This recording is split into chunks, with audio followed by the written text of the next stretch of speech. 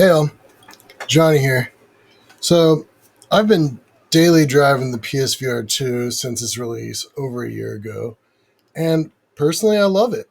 It's it's a great device, and I have no reason to stop using it or feel afraid that I'm going to need to stop using it. That being said, there's been so much hate lately that I really just kind of wanted to talk about the PSVR2, some of its competition, and really just kind of dissect where the hate's coming from, what kind of VR you're looking for if you're getting into it.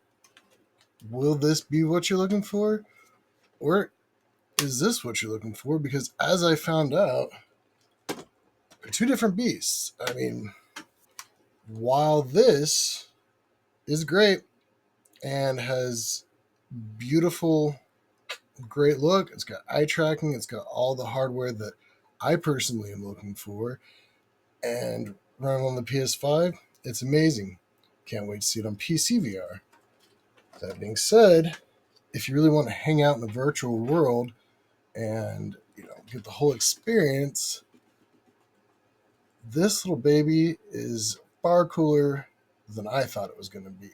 So let's get into it. All right. So first, I wanted to discuss the PSVR2 because I've had the most time with this. As I stated, I got it at release, so I've had it a little over a year. It came out February 11th ish. I got it around that time. I've had no issues with this. Straight out of the box, I know a lot of people needed mods and things like that. I found this headset to be really comfortable. I've had no issues. I mean, I've got a big old head here. I don't have hair, so that may play into this, but out of the box comfort level, I really like the PSVR2. I have not had any issues as far as performance. I think it performs very well, and I would like to see further support, more updates. I can't wait to see how it acts on PCVR, and I think that this all around, there's nothing wrong with this unit. If you have a PS5, there's no reason, and you like VR, there's no reason why you shouldn't have this headset, unless this is not for you. But that being said, with the if you have a PS5, I say, this is the cheapest, best experience, in my opinion, as far as graphics, as far as field of view. I'm not going to get into the hardware specs. I mean, the OLEDs screens, though, I have to say they provide a very true black, just a dark. This headset is extremely immersive, and I have absolutely no issues with it at all. I've loved every second I've spent with this, and I will not stop using this ever. The controllers on this bad boy, I know everyone says they're big and clunky, but they feel so good, especially especially in like games like No Man's Sky or just games that utilize it properly. That adaptive trigger is just, you can really feel it. I mean, sometimes in No Man's Sky, I think this one's broken because it works so well. This gives you so much resistance. The feature is so cool. I can't say enough good things about my experience with the PSVR2, the haptics in the headset. I like that feature. The haptics on these Sense controllers are amazing. The hand sensing is pretty good, but as I found out, it's not as good as it could be. We're splitting hairs though. And the main reason I did this video was I got really confused as to why all the hate for this awesome machine. So, I had a Quest 2. Before that, I had a PSVR original. And I liked the PSVR original. I got the Quest 2 in between, kind of when this was starting to get a little elderly and the PSVR 2 hadn't come out. I grabbed a Quest 2, kind of an impulse buy. I never really used it, so I never immerse myself in the Quest world. So I really didn't know exactly what people were talking about when they said, "Oh, there's no games for the PlayStation VR2." There are games, and there's a lot of games. That being said, when you start looking into the Quest library, it's all about VR. It has the fun little options like just the, VR waiting rooms, and as soon as you put the headset on, you're not just in a console, you're in a VR world. You have menus that you pull up. It's very immersive from the start, as opposed to this, you're just putting this on to play a game and get after it. This is a means to an end. Nothing wrong with that.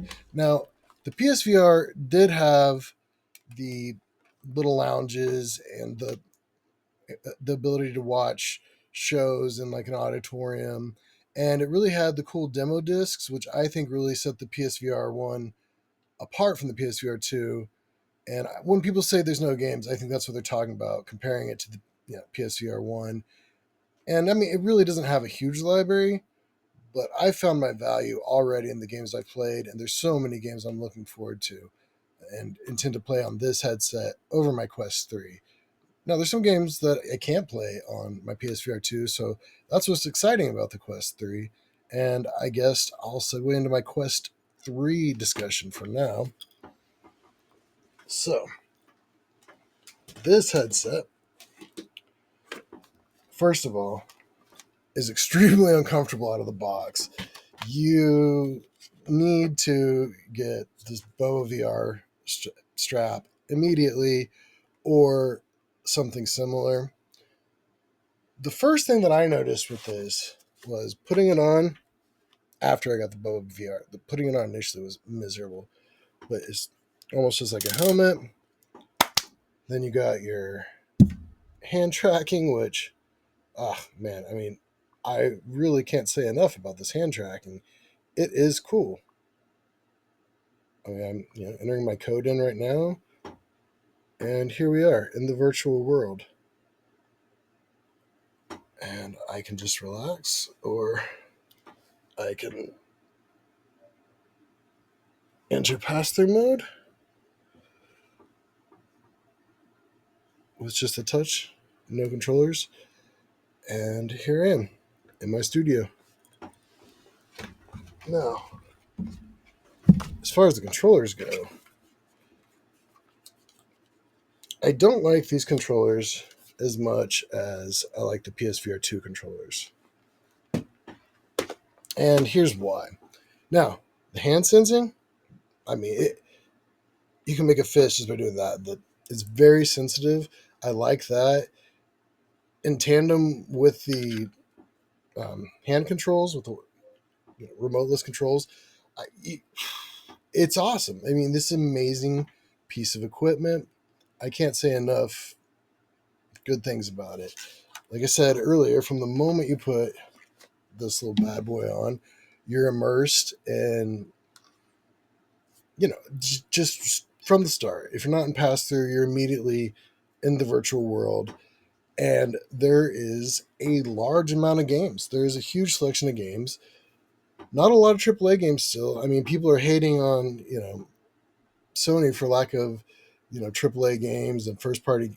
There's a lot of exclusives, but a lot of those exclusives aren't great games. They're just mediocre and okay. And there's nothing wrong with that. I have no problem with some of these mediocre games. There's some really cool mediocre games. In fact, I found basically Excite Bike on VR. Really cool things that you're not going to find on the PSVR 2. Just like indie experiences that aren't happening right now. There's a lot more demos. There's a lot more things to do as far as in the virtual world in here. I mean, the Quest 3 is a really, really cool. I mean, it's an amazing device. In fact, you really just can't compare it to the PSVR 2. They're two different things. I think the PSVR 2 is similar to a standalone PCVR unit. This is just a place you can hang out. I did not feel that way about the Quest 2. Like I said, I really didn't give it a shot. It was kind of an impulse buy, and I was more excited about the PSVR 2 when it came out. So I really just kind of glanced over that.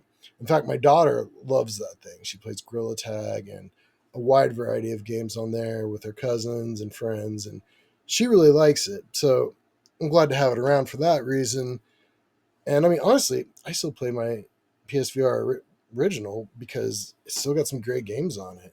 Uh, it just really depends on what you're looking for in your experience. I mean, may want the most immersive, best looking experience, and you need to get PCVR. You got to have the point is the entry into PCVR is challenging. I mean, right now I would be all about PCVR, but first of all, I need to upgrade my computer. It's not an old computer. It's not a bad computer, but I'm going to have to upgrade it. Second of all, to get any further than that, I'm going to have to buy trackers. I'm going to have to buy a headset. I mean, you're spending thousands of dollars at that point. Whereas, you know, if you have a PlayStation, you spend $500, you jump in, you got eye tracking, you got a lot of amazing games, a lot of amazing features. A lot of devs really did some nice things with this. That being said, with this, you can still do PCVR. You can just kind of hang out in your own little world, and you have a large selection of games. I find I can spend a little bit more time in here than I do in here, but that's only because when I'm in here and I stop playing a game, I'm more likely to take the headset off before I switch to another game. In here, I can be playing Assassin's Creed and then Wrath. Okay, Wrath of Asgard 2 is honestly enough reason to get this. And for me, a bonus was getting to play Assassin's Creed Nexus. But those are both honestly big enough reasons for me to get this headset on their own.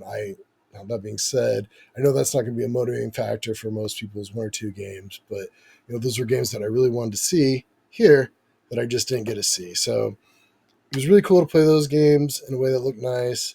I'm Right now I'm playing Mixture on here. It's about to come out, and I'm going to have a review on it after the embargo drops on the 10th, I believe. I would have rather played it on the PSVR 2, to be perfectly honest, but doing the remote desktop and using this is a really cool experience. So I'm glad that in a way I got my Mixture review key for Steam rather, as opposed to PSVR 2. But I'm going to want to know how it plays in PSVR 2 as well, because something tells me it'll be a little clearer. And I'm not saying it's going to be a better experience, but potentially it could be. I've noticed in this a lot of things graphically do fall short. The pancake lenses are great. It's just a really cool machine. I have only been messing with it for close to a month now, but I had to play it and get used to it and see what all the fuss was about before I really made this video discussing the two. And I gotta say, the Quest 3 does bring a lot to the table. So does the PSVR 2. And I think at the end of the day, it really depends on who you are, what you're looking for. Are you looking for the titles that are on here? Because there are some cool titles on here. Gran Turismo is amazing on here. Call of the Mountains amazing on here. And those are both, you're not going to find those anywhere else. So those are reasons to get this. If you have a PS5, this is almost a no-brainer if you're looking to get into VR.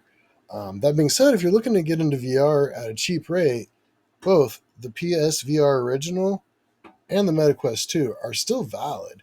There's nothing wrong with those devices. The MetaQuest 2 is actually better than I thought. I'm not going to stop using my PSVR 2. I'm not going to start hating on the PSVR 2. But I made this video just because, Bloomberg, the Bloomberg article really got me going. I made a video about that a while back. And, I have 10-year-olds coming to me with MetaQuest 2 calling this the PlayStation shit. And I'm like, the PlayStation VR shit? What?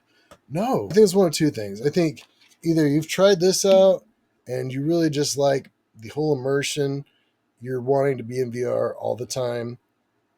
This is a VR console. So if you want to play VR, and that's your primary goal, this is probably what you want to pick up. Now, if you want to play VR and this is your primary goal, this wouldn't be a bad choice, but it's not as completely immersive as far as the whole experience.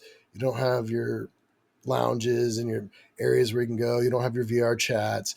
You don't have any of that stuff yet. But gameplay experience, I really, really like this. I'm going to even say I prefer it for now. That being said, I've had a lot more time with this than I have my Quest 3. And so my opinion may change over time. I'm certainly, in all honesty, it's just reaffirmed for me the fact that all VR is good VR. If you're lucky enough to have a VR headset and be enjoying VR, you're pretty lucky. VR is actually coming to a spot that you can get into it at an affordable price. You can experience these cool experiences that are now getting better and better. I mean, I couldn't believe when I saw No Man's Sky on the PSVR. And then when I saw it on the PSVR2 and it looked so much better, and with all the upgrades they've done, I mean, this type of thing is not going anywhere. It's going to keep, there's going to be a Quest 4, and there's going to be a lot of competition, and this is going to keep growing. And this may be the future of VR, but it certainly doesn't make any of the other VR options less valid or less interesting. If you're looking for a really nice looking experience with great hardware, you've got a PS5, or you could use a PS5 for something else, this is great. I mean, I would buy this and a PS5 if I had unlimited resources and still have a PC VR and still have the Quest 3, because they're all valid platforms. They're all great. Their predecessors were great. Whatever follows these will be great. And I have no doubt about the future of VR, you know, moving forward. The question is it this? Is it this? Do we combine it all? What do you guys think? I'm interested to know. Please let me know in the comments. Why do you hate PSVR2 if you hate PSVR2? Why do you love PSVR2 if you love PSVR2? Why are you such a Quest fanboy if you're such a Quest fanboy? I just want to know. And, same goes with the PSVR2. We got fanboys. I'm not a fanboy. I'm just a person who enjoys VR at an affordable entry level. And I will say, if you're planning on getting into this for $500, that's probably not the realistic price that you're going to pay. First of all, why would you get the 256 gig when you can get the 512 gig for just a little bit more? You're going to want that space eventually. Then you get this. So now you've paid $705. Then you get this, and you're definitely going to get this head strap. I put it off. I was able to tolerate it with the web head strap that it comes with, but once I switched over to this, I realized it was just a whole other ball game. This Bobo VR is a very slick headset. I mean, it's like putting a helmet on. It just drops on, and it feels really natural. It's nice. So, what is my final thought on this? Stop the hate. Enjoy VR. Let's all get along and enjoy the VR ride together. I really appreciate everyone who took the time to listen to this and comments and lets me know what they think, where they are on this whole PlayStation VR2 versus Quest versus PC VR versus, is this all just hype? Is it actual differing opinions? I mean, obviously it's actual differing opinions, but I really wonder if the opinions come from a place of real feelings and emotion, or just what you've seen on your favorite YouTube channel or your favorite whatever it is that you're getting your information from. Is it that you're playing both and deciding, yeah, I hate this because this is what I love? Or is it that you're like, I have this, so I hate this? For me, I think there's room for all of it. I think they both serve their purposes, and I'm going to continue to play both of them with gusto and enjoy the hell out of myself. I suggest you guys enjoy whatever VR you're playing, and just know that right now, unless you're going way too far back, there's a lot of good headsets at $500 range, 200 for your MetaQuest 2. I mean, you can pick up a PSVR if you have a PlayStation 5 or a PlayStation 4. You can pick these up for, I've seen them going from 30 to $80. And honestly, there are still some very valid games for the PlayStation VR 1. So I've got to recommend all of it. I appreciate everyone hanging out. If you like and subscribe, I appreciate that even more. But I'm going to go ahead and end it here. You'll have a great day and take it easy.